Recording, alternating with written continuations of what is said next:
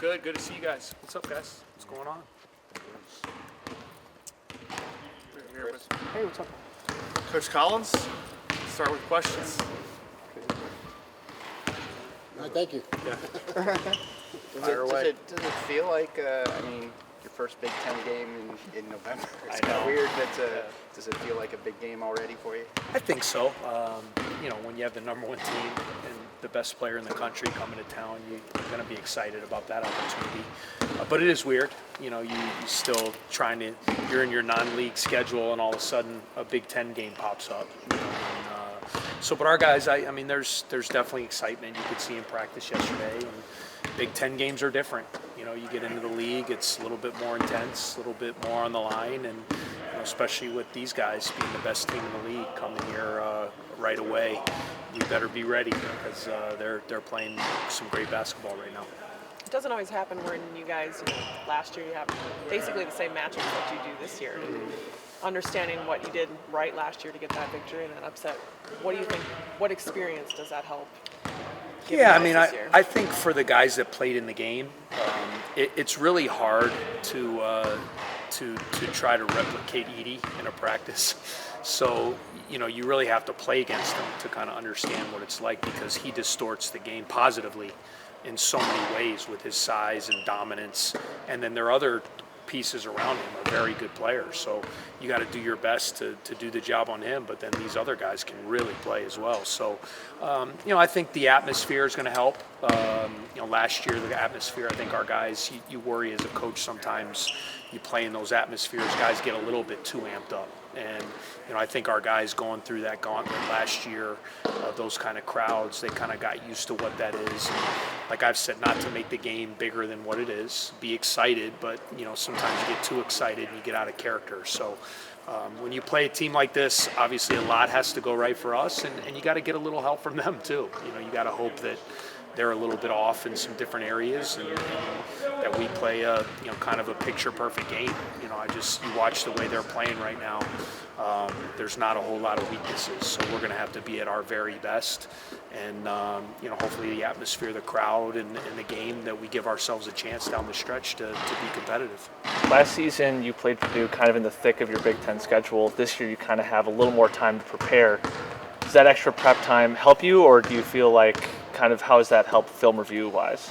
Yeah, I think I'd rather play them a little bit later in the season, quite honestly, just because, when you see a team play 20 to 25 games, you get a little bit better picture of kind of who they are. Certainly you see what they did in Maui. They've played, 7 games now, but they've had some real high-level games. They played Xavier and 3 in Maui. Obviously went down to Arkansas and played an exhibition game. So they've played a real high caliber of schedule coming in, and we've been able to study as much film. Some of the things that other teams have done offensively and defensively to try to attack them. But like you guys said, it's just kind of weird having a high-level Big Ten game on December 1st, but it is, we have to with the amount of teams and the amount of games, and it's kind of, we go into final exams next week, so for us it's kind of like, hey, let's throw everything we can into this game. Let's be at our best and see what we can do against these guys. There is a little more than a handful of games on tape, but they do return a lot of their players from last year. What are you seeing differently from them this season so far? The young guards are better. Smith and Lawyer. To me, they're a year older. They're a little bit more comfortable with the college game, and obviously Smith is playing at a really high level. Almost had a triple-double the other night. He's shooting the ball great. He's making great decisions. The addition of Lance Jones, to me has been an upgrade for them. His athleticism, his defense on the perimeter, his ability to make shots and kind of give them that athletic kind of perimeter option that I don't think they really had last year. To me, has really helped them. Kaufman-Wren has improved. The kid Heidi's come in. He's a new player. So they have more guys. They're doing a lot of the same things. They kind of do what they do. They run a lot of sets, but it all comes down to trying to get the ball inside, and then sprinkled in with some ball screen action. So we kind of know how they want to play. It's just it's a lot harder to stop it than just drawing it up on the board. Purdue's been shooting 43% from deep. How are you able to balance that in your prep and containing Edy, obviously, inside? Yeah, I mean, you got to pick and choose your poison a little bit with these guys, right? I mean, I just think, Edy is so strong and so physically dominant that, if you play one-on-one against him, he's going to foul your whole team out, and they're still going to get threes. So, obviously we're going to have different schemes to try to get the ball out of his hands, to try to push him off the block as much as possible. Easier said than done when a guy's 7'4", 300 pounds. But, just do the best we can to make his catches hard, to try to have him see bodies. And that being said, then you're probably going to give up some shots at times. Fortunately, we forced a lot of turnovers last year, which helped us, but we also got a little bit fortunate. If you look at that game, Lawyer didn't shoot it as well, Smith didn't shoot it as well. Morton, some of those guys who played last year, they didn't really knock a lot of shots. Gillis made some, but we got a little fortunate that the looks we did give up, they didn't shoot a high percentage. When they're making threes, then you're going to see what you saw in Maui, right? And that's, they just ran through Gonzaga, Tennessee, and Marquette 3 days in a row. It's pretty darn impressive. So, these guys are as good as it gets, and you got to just try to do your best, and knowing that you're going to give up some things at times, and hopefully they're not having a night where, they shoot the lights out from three, because then it makes it really hard. Because Edy's going to get his, even if you double team him. He's going to find. Last year, I thought we did a great job, kind of swarming, and he still got 24 points. I mean, that's so it's daunting for sure. But I know our guys are up for the task and are excited about it, and looking forward to going out and competing. Hey, Coach. Obviously, Brooks has been great for you guys in his new role. Only had 6 points in the upset last year, but how big is he going to be for you guys tomorrow in hopes of another upset?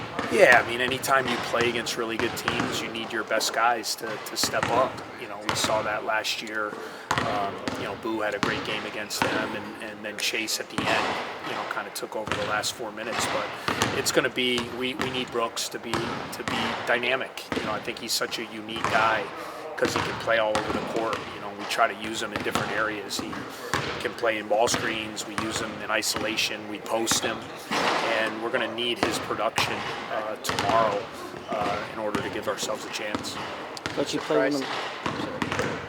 you play one of the more methodical offenses in the country, but Purdue's averaging almost 7 more possessions per game than they did last year. Yeah. Do you anticipate a game where it's kind of into like the low 60s again? Are you going to try and slow it down, or are you going to try and speed them up? Yeah, I mean, I think for us guys, with in terms of the amount of guys we're playing, the minutes that our guys, we have to be opportunistic with our, ability to get up and down. I don't think an up and down game is gonna favor us with these guys. They play more guys.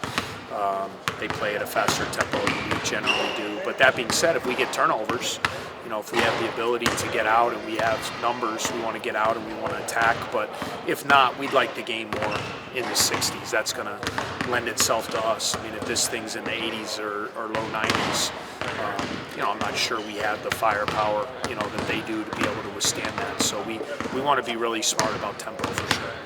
Coach, last time you guys played this team, you guys have been in February more sound defensively, have more time to gel on that side of the floor. Now, early game in December, how would you assess where you guys are on that side of the floor going into? Yeah, work in progress, for sure. I mean, we're not where we were at the end of February, but you said that took time as well. I mean, remember last year in the early season, Pittsburgh came in here and put 90-some on us. Ohio State came in December and beat us pretty badly and scored about 90 on us as well. So it took time last year for us, to kind of find our stride with the defense, with the offense, all those things. And that's the case too. I mean, we have new guys, and even the guys returning are different players. But, I feel like we are getting better. It was great to have a week of practice last week.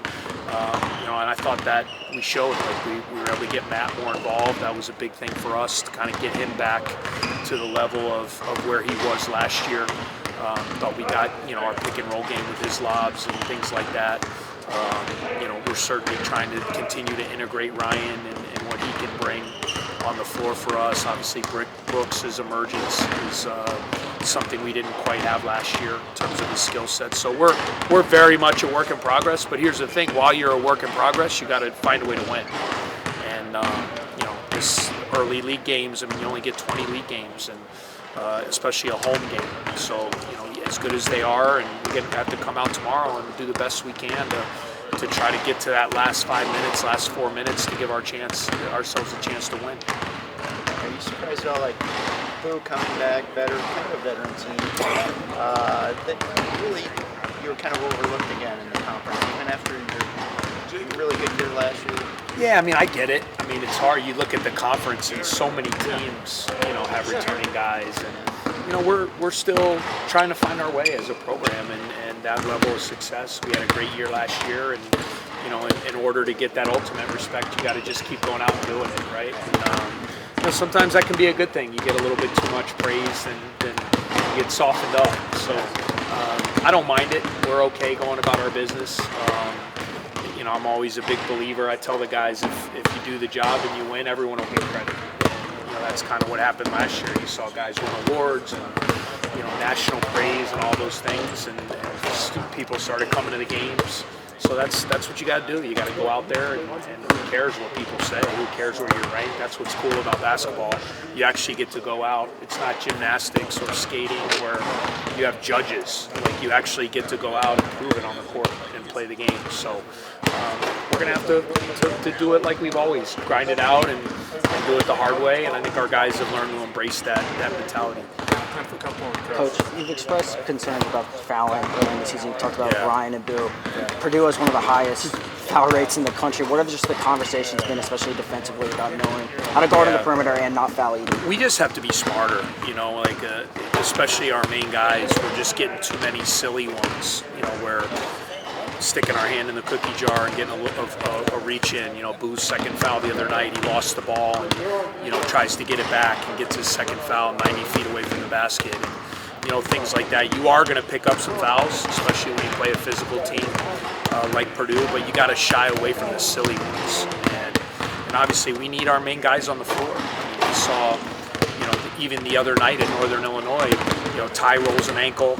We have Ryan with 2 fouls, Boo with 2 fouls. We had a 10-point lead, that then all of a sudden we're down 1 going into half. And then we're able to get our main guys back on the floor in the second half and push the lead out. So, we're going to have those guys on the floor, and we're going to have to continue to develop our younger guys and our depth. We're going to need all of our big guys, especially with Edy. All 3 of those guys are going to have to be ready to come in and keep a fresh guy in there at all times and compete and fight and see what we can do. Looking at the future of the program, it's been a few weeks, but KJ Windham signed his paperwork. What is bringing in a player like him going to mean to the program long term? Yeah, and just a winner and a toughness element. I think you look at him, he's out of Indianapolis, won a state championship. Terrific kind of two-way guard. He plays defense. He can shoot threes. He can handle the ball. But he won a state championship. Very successful AAU program. He's just all about winning, and he's tough and he's athletic. I just think he fits not only as a player with what we do, but just the culture of the kind of guys we're trying to bring in, and a little bit under the radar as well. A guy that we think was undervalued and brings a lot to the table that can be a key piece to us moving forward in our future teams. All right, thank you guys. See you tomorrow, guys.